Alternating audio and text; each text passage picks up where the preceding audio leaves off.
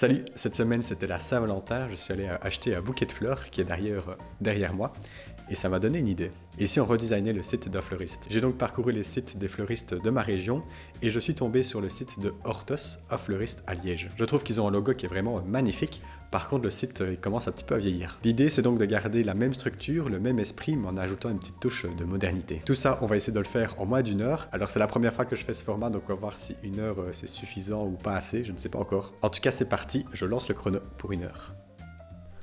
Avant de commencer, j'ai apporté le site dans Figma avec le plugin HTML2Design. J'ai également apporté le logo en SVG et j'ai extrait les couleurs du site. Bon, ici, il n'y avait que le vert. Ensuite, je suis passé à la création du menu. Tu vois qu'il était divisé en deux parties. Il y avait une première partie pour pouvoir se login et accéder aux réseaux sociaux. Et enfin, une deuxième partie où là, c'était plus vraiment les liens internes au site.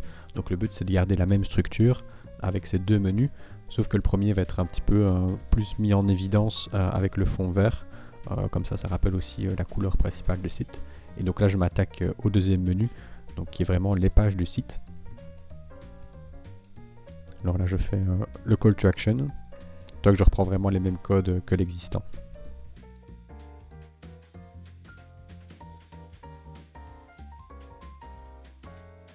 Alors contrairement au site existant, j'avais envie d'ajouter une petite tagline. C'est quand même plus sympa de pouvoir véhiculer ses valeurs principales ou sa Unique Selling Proposition directement quand on arrive sur le site. Et donc c'est pour ça que j'ai mis ici une phrase en grand. Ça me donne aussi l'occasion de pouvoir remettre un call to action. Donc ici j'ai remis le bouton commander. D'ailleurs j'ai mis un bouton commander au lieu de commander en ligne, tout simplement parce qu'on est sur un site web et donc on sait qu'on commande en ligne. Ensuite, je m'attaque à la deuxième section qui est les grands services qui sont proposés par le fleuriste, à savoir donc la création de bouquets et autres, le fait de pouvoir aussi accéder à la décoration. Ils appellent ça collection, mais en réalité c'est plus de la décoration style vase, etc. Des bougies aussi qu'ils ont. Ici, alors je me suis inspiré pour cette section de vases en fait. Tu vois que la forme ici, bon, en tout cas moi ça m'a fait penser plutôt à des vases.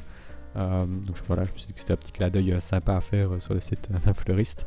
Donc je reprends les noms qu'ils ont donnés à leur section. Je reprends aussi les descriptions que j'ai un tout petit peu simplifiées pour que ça tienne en deux lignes.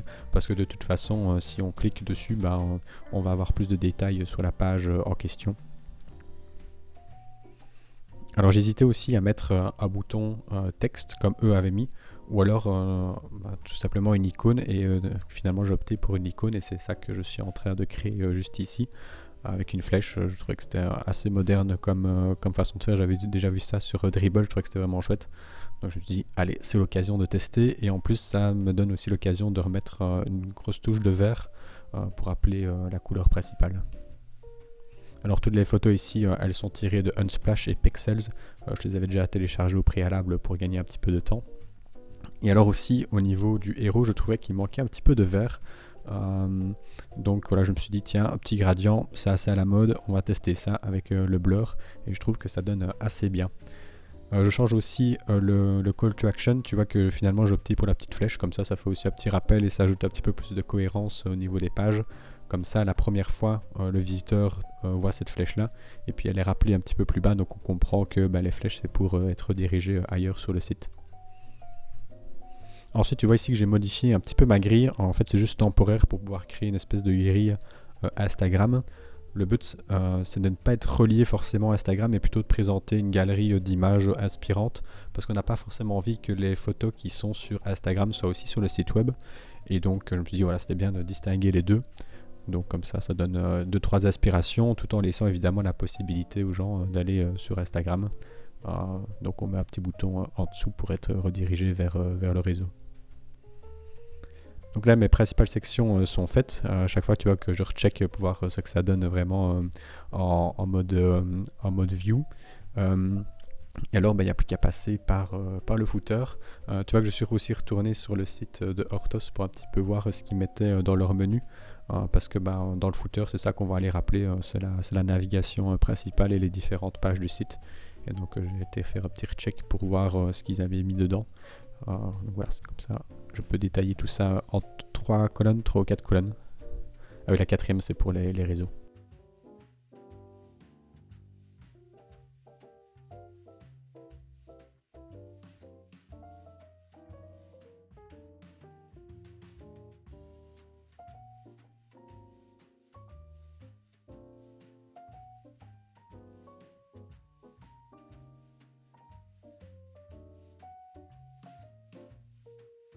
Alors j'ai également aussi ajouté une petite flèche parce que je trouvais qu'on ne comprenait pas très bien, que c'était pas très explicite qu'on pouvait scroller, donc je me suis dit petite flèche, c'est une bonne idée.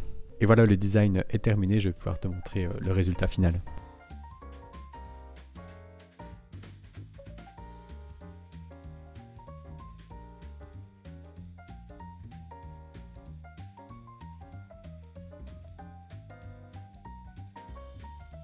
Et voilà, j'espère que la vidéo t'a plu et t'a inspiré. Et si tu as d'autres idées de sites à redesigner, n'hésite pas à me les mettre en commentaire.